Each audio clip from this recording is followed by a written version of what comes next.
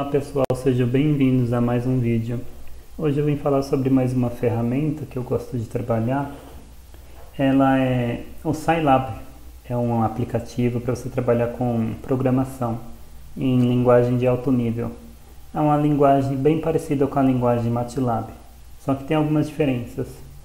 Mas enfim, vamos lá ao que interessa.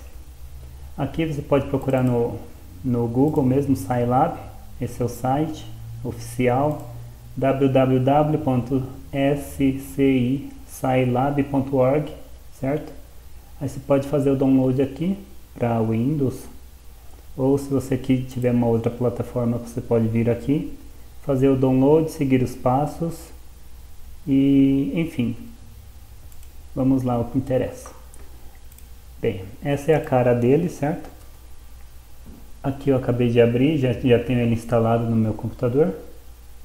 E aqui fica a área de busca, quando você vai procurar uma pasta para você trabalhar. Talvez você está trabalhando com algum arquivo, uma função. E aqui fica o ambiente das variáveis, certo? As variáveis que estão na memória. Aqui o tipo, o valor, o nome. Aqui é histórico de comandos. Às vezes você digita um comando aqui e ele vai ficando gravado aqui na memória. Enfim, essa é a cara básica dele, mas eu gostaria de explicar um pouquinho sobre como é que eu declaro as variáveis nele. Então vamos lá, eu escrevi alguns exemplos aqui para a gente começar a entender como que funciona essa linguagem. Bom, para trabalhar com vetores, inicialmente com valores espaçados com uma unidade, eu posso declarar assim: x igual 1, 2 pontos, 4. Eu vou estar escrevendo esse vetor 1, 2, 3, 4. O espaço dele é de uma unidade, certo? Um outro exemplo aqui, y igual 1.3, 2 pontos, 6. O que ele vai fazer? Vai criar um vetor 1.3, 2.3, 3.3, 4.3, 5.3. Por que não foi o 6? É porque o 6.3 seria o próximo, né? O próximo elemento aqui. Mas como eu parei aqui em 6, então ele não vai escrever o 6.3. Então essa é a forma de você declarar as variáveis. Lembrando que quando eu declaro x igual a alguma coisa, eu estou dando um nome. Para quem não sabe nada de programação é isso, tá? Eu estou dando um nome para um espaço na memória do computador. Por exemplo, tem a memória do computador. E eu vou lá, quando eu falo x igual, eu tô falando para o Scilab assim: vai lá na memória do meu computador e grava lá na memória esses valores de 1 até 4. Ele vai lá e grava e chama toda vez quando eu chamar a letra x, essa letra x vai falar para o Scilab buscar lá naquela mesma memória, naquele mesmo local da memória, esses valores, 1, 2, 3 e 4.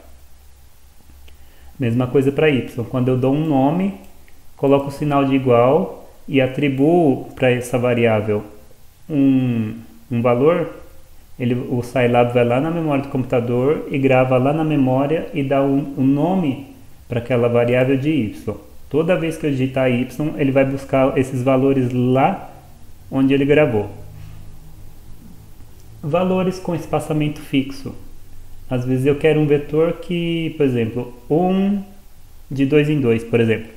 1, 3, 5, 7, 9, os números ímpares, né? Ou se fossem os números pares, 2, 4, 6, 8 e assim por diante. Eu colocaria um espaçamento, certo? Um espaçamento de 2, que é a distância entre os valores, né? Então, se eu fizer uma declaração desse tipo, menos 3, 2 pontos, 1.2, 2 pontos, 4, então ele vai criar um vetor que começa em menos 3, ele vai criar espaçamento de 1.2 e ele vai até o máximo que der, até o 4, por exemplo. Se der, certo. Se não der, ele para antes. Igual, se você digitar isso aqui na linha de comando, vai sair assim, ó, x igual a menos 3, que é o primeiro, né? 1.2 de distância, então o próximo vai ser o menos 1.8, o próximo menos 0.6, o próximo 0.6, o próximo 1.8, o próximo 3. Se eu fosse gravar o próximo, ia ser 4.2. Como passou do limite, então ele vai escrever só até 3. certo?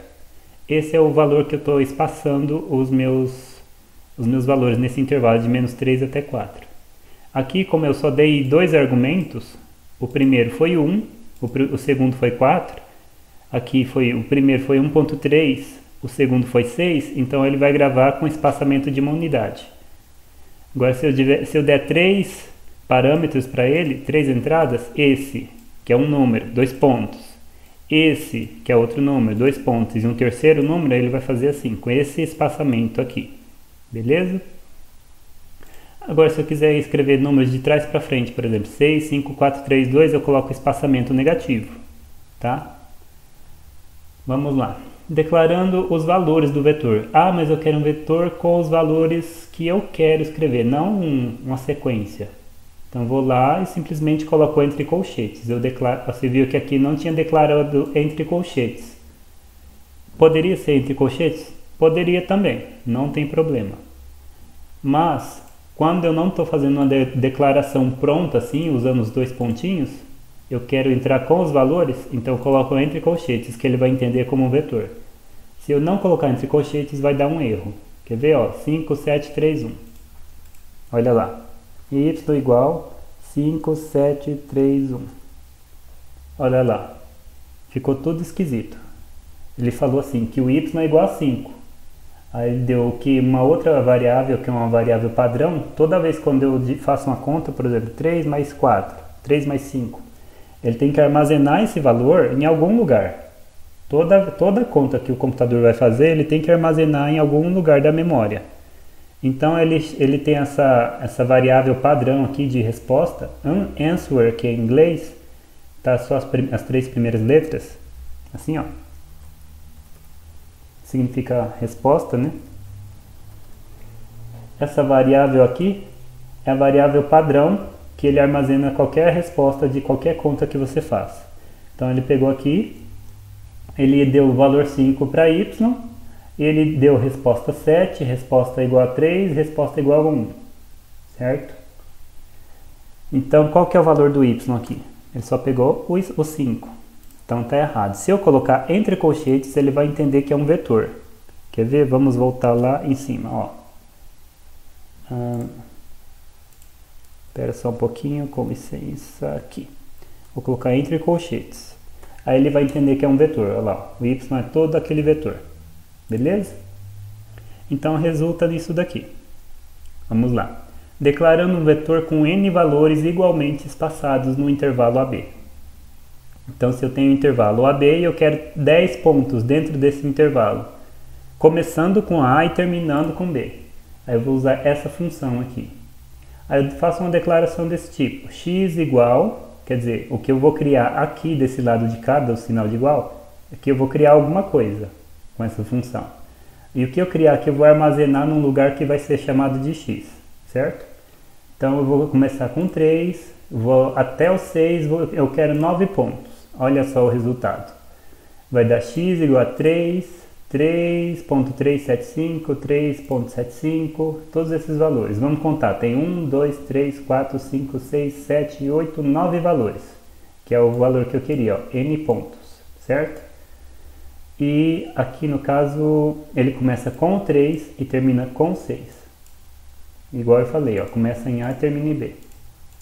Igualmente espaçado. Daqui a aqui dá 3 pontos, dá 0,375. Daqui para cá vai dar 0,375 de diferença. Daqui para cá vai dar 0,375. Toda a distância entre esses valores sempre vai ser a mesma. Certo? Mais algumas coisas aqui. Eu tenho um vetor, mas eu queria ele transposto. Como é que eu faço? Esse operador aqui, ó, apóstrofe. Se você olhar no teclado, tá aqui, ó, por exemplo, tem a tecla Tab, tem a letra Q, tem o ESC, né? E aqui em cima tá o apóstrofe. Aquele... Eu acho que todo mundo sabe que é o apóstrofe, né? Então, quando eu declaro assim, x igual a 1, 2, 3 e apóstrofe, aí ele vai resultar num vetor em pé. Não vai ser aquele vetor deitado. E isso é importante, que às vezes você vai fazer multiplicação de vetor, matriz, e vai dar problema se não tiver certo. Ok?